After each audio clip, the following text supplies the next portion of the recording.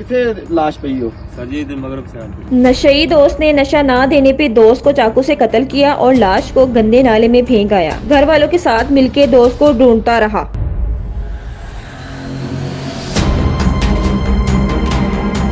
पहले तो हमारे पास एक किडनैपिंग की एप्लीकेशन आती है कि मेरा बेटा जो है ना वो मिल नहीं रहा। ये बड़े फ्रेंड थे आपस में, दोस्त महीना महीना इकट्ठे ही रहते थे कि दोनों घर से गायब रहते थे। जो डेड बॉडी हमने पहचानी गई है वो खस्ता हालत हो गई थी लेकिन कपड़ों से पहचानी गई है। उसके भाई ने कहा था कि ये मेरा ट्राउजर शलवार के नीचे ना ट्राउजर पहन के आया है। नाज़रीन, इस टाइम हम मौजूद हैं थाना हाउसिंग कॉलोनी शेखुपुरा में और मेरे साथ मौजूद हैं एसएचओ गंजफर साहब। आइए इनसे बात करते हैं और जानते हैं कि ये जो अंधा कत्ल हुआ है इसके पीछे क्या हकायक थे।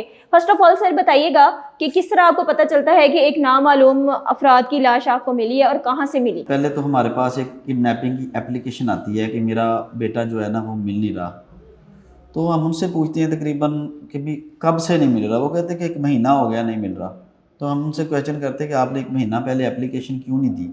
तो उन्होंने बताया कि वो नशई आदमी था तो लाहौर ही रहता है, महीने महीने बाद घर आ जाता है, लेकिन अब काफ़ी देर हो गई है तो घर नहीं आया। ठीक है। तो हम उसकी एप्लीकेशन लेके FIR फौरी तौर पे जो है ना FIR रजिस्ट्रेशन का अमल में लाते हैं।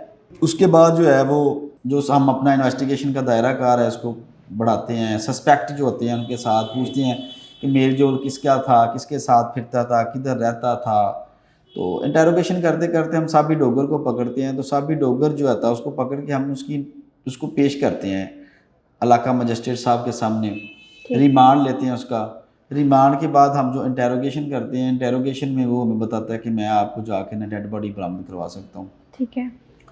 तो दौरान रिमांड ही वो पुलिस की कस्टडी में जाके उसने डेड बॉडी बरामद करवाई है। 1 महीना पुरानी डेड बॉडी थी। ठीक है। मकतूल का नाम था आसिफ मसीह, ठीक। जो बिलोंग करता था क्रिश्चियन कम्युनिटी से। तो डेड बॉडी जो होती है वो हम बरामद करते हैं।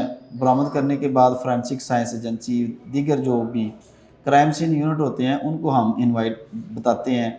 वो आके अपने लुक आफ्टर करते हैं जो उन्होंने देखने होते हैं। उसके बाद हम उसका पोस्टमार्टम करवाते हैं। पोस्टमार्टम जो करवाते हैं, पोस्टमार्टम में आता है कि उसको तेज़धार आले से कत्ल किया गया है।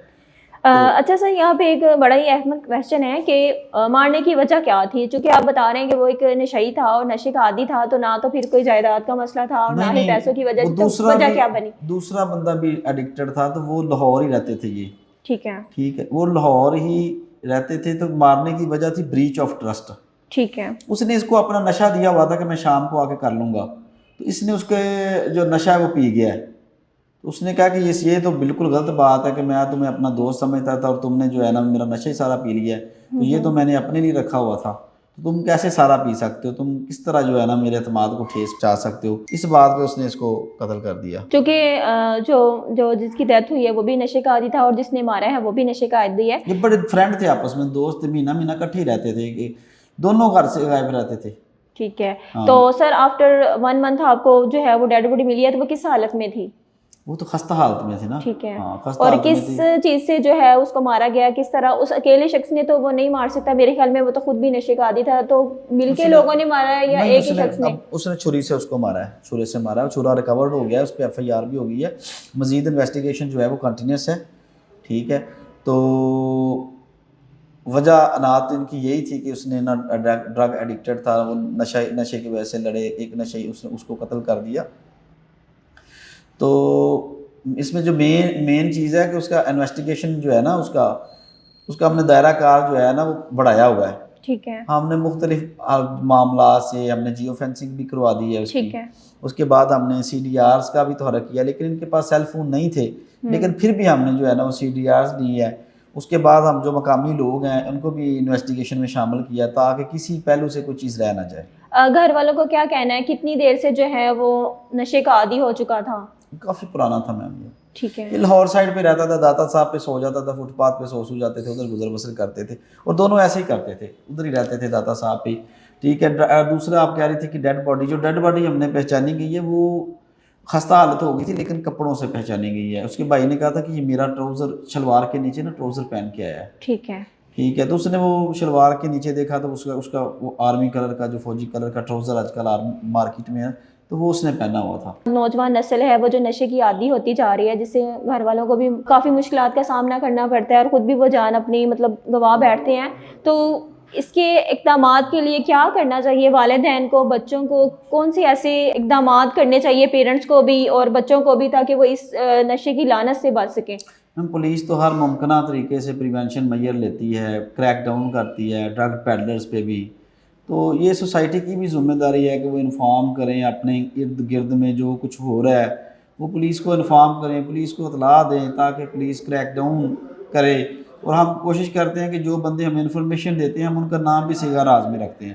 ہم نہیں کہتے کہ ہمیں فون پہ کال کریں، ہمیں واٹس ایپ پہ کال کر لیں، سوشل پیجز پہ یوز کر لیں، ہمیں سوشل پیجز پہ میسیج کر دیں، ہم اس کی ویریفائی کریں گے. ویریفائی کرنے کے بعد جو اسٹرکٹ ایکشن ہوگا وہ ہم لیں گے. اچھا سر بتائیے گا کہ پوسٹ مارٹم کی جو رپورٹ ہے اس میں کیا ہے؟ پوسٹ مارٹم کی رپورٹ میں شارپ کٹ آیا ہے کہ چھرے سے گلا کاٹا گیا ہے، کسی تیز دھار آلے کو یوز کرتے ہوئے اس کا گلا کاٹا گیا ہے. یہاں پہ ہم یہ کہہ سکتے ہیں کہ ایک دوست ہی دوسری دوست کا جو ہے وہ جان لینے کا باعث بنا.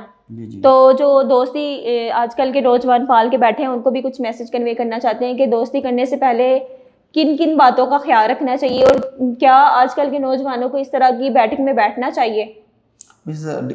دوستی کریں لیکن نٹوریس بندوں سے نہ کریں، بدنام زمانہ سے نہ کریں، کسی اپنے اچھے لوگوں سے کریں. وہ ڈاکٹر اشفاق احمد سے کسی نے پوچھا تھا نا کہ بھی کامیاب ہونا چاہتا ہوں، جی. اس نے کہا تھا بھی آپ کامیاب لوگوں میں بیٹھا کریں. ٹھیک ہے، تو آپ کامیاب لوگوں میں بیٹھا کریں، اچھے لوگوں میں بیٹھا کریں، ان لوگوں میں مت بیٹھا کریں جو آپ کے لیے باعث بدنامی ہو.